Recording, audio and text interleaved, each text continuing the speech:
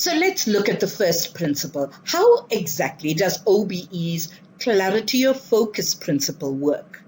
This first principle is the most important and fundamental of the four. Nothing can proceed in any authentically way, with outcomes-based way, without this principle. First, clarity of focus helps educators establish a clear picture of the learning they want students to exhibit in the performance demonstration. Secondly, student success on this demonstration becomes the top priority for instructional planning and student assessment. Third, the clear picture of the desired outcome is a starting point for the curriculum, instruction, and assessment planning and implementation, all of which must perfectly match or align with the targeted outcome. And fourth, the instructional process in the classroom begins with the teacher sharing, explaining, modeling the outcome on the day one and continually thereafter, so that there are no surprises before the OBE is fully realized. This enables students and their teachers to work together as partners towards achieving a visible and clear goal. Does clarity of focus mean that all teachers must have the same focus and use the same methods? Of course not. But this no needs some explaining. Outcomes-based systems exist to ensure that all students will emerge as successful learners on outcomes deemed essential for their future. This does not mean, however, that one uniform program of study will be pursued at the same time and in the same way. The same set of outcomes can be pursued via a variety of approaches and methods. And OBE teachers are continuously encouraged to explore better ways of designing and delivering instruction, especially in light of differences in student learning rates and styles. Moreover, OBE systems can easily allow students to pursue areas of learning that extend or complement the core framework of exit outcomes and to pursue those areas in great depth if they desire. So on the one hand, the overall focus on exit outcomes gives OBE systems a very clear purpose and direction, but the expanded opportunity principle encourages flexibility in how students reach and extend beyond those particular outcomes. So how does the OBE's expanded opportunity principle work? At its most basic level, expanded opportunity requires staff to give students more than one chance to learn important things and to demonstrate that learning. Initially, those who implemented OBE applied this approach to small segments of learning that students could accomplish in a relatively short amounts of time.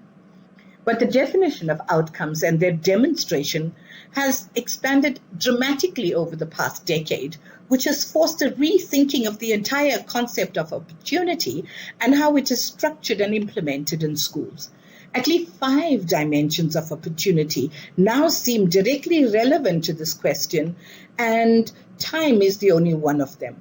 The 5 dimensions are time, methods and modalities, operational principles, performance standards, and curriculum access and structuring are all significant aspects of providing expanded opportunities for learning and success. Each of these we will look at in the next video. Let's look at time as a dimension of opportunity. As it relates to time, the concept of opportunity in school takes 3 distinct forms. Teaching time, that's the amount of access and direct support for learning the system offers the student. Learning time is the amount of time the systems give the students before telling them it's too late to learn something. And the third one is eligibility. The window of time the system allows for students to learn a particular curriculum components. From an OBE perspective, all 3 dimensions can be expanded greatly beyond the traditional system's constraints to ensure that students learning successfully. Furthermore, these forms can be enhanced in 3 ways: the duration of the learning opportunity, the frequency of the opportunity, and the precise timing of when those opportunities can occur. The key to what some call outcomes-based restructuring is to redefine and reorganize the patterns of teaching time, learning time, and eligibility in schools by expanding their duration, frequency, and timing. That means treating the clock schedule, and calendar as ways to organize and coordinate teaching and learning opportunities rather than as a rigid definer of those experiences. Methods and modalities.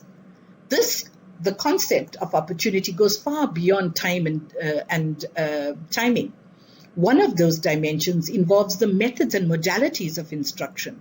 This approach is nothing new to you as to teachers. They've been talking for decades about the different ways to decipher and work effectively with the different learning styles and teaching modalities.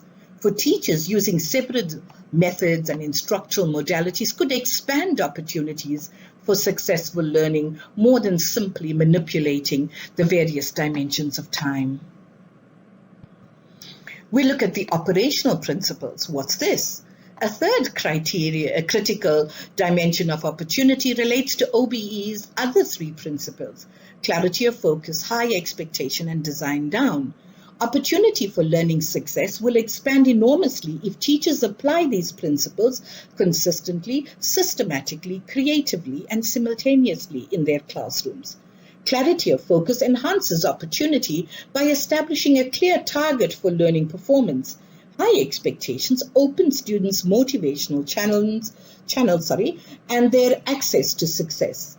Design down provides a clear path for students to pursue and achieve the desired learning. What's performance standards? The fourth dimension is embedded in how performance standards are defined and implemented. Criterion-based systems such as the karate one, the merit badge and the scout system, clearly define and apply the same standards for all students and impose no limit on how many students can reach a given performance level. This kind of standard system is key to enabling all students to succeed eventually. So what's curriculum access and structuring? The fifth dimension of opportunity relates to students' access to significant curriculum and resources and how those particular curricular experiences are structured. At the very basic level, opportunity is tied to students having access to essential learning experiences and resources. If schools do not make essential courses and programs available to students, or if access is limited to fixed single chance events and time blocks, then student chances for learning and future success are inherently constrained. On the other hand, if opportunities for critical learning experiences occur repeatedly at ever higher levels of complexity throughout a student's career, the likelihood of continuous improvement and deep internalization of learning increases. Students are less likely to internalize single standalone curriculum events into their repertoire of usable knowledge and competence. Does expanded opportunity mean students can take as long as they want to learn something or to complete their work? No, not without consequences. The expanded opportunity principle should not and does not operate in isolation from other principles. Clarity of focus and high expectation clearly define what is expected of students. In outcome terms, students must do more than perform tasks on schedule or be finished or done. They must perform all criteria to be defined performance to a defined standard. If the standard is not met, the student is still responsible for meeting it. The conditions must be met to earn an expanded opportunity to perform at a higher level and must be established at the outset of the learning experience. The grounding rules governing how this principle will be applied should reflect the tension and inconsistencies among student learning rates, efforts, delivery schedules, timeliness, and appearance of procrastination. Ultimately, all of these factors revolve around grading. What constitutes a grade? What must the students do to get one? While this is a crucial political and emotional topic for students, educators, and parents, it cannot be resolved definitively here. Nonetheless, 7 useful starting points for addressing this issue are: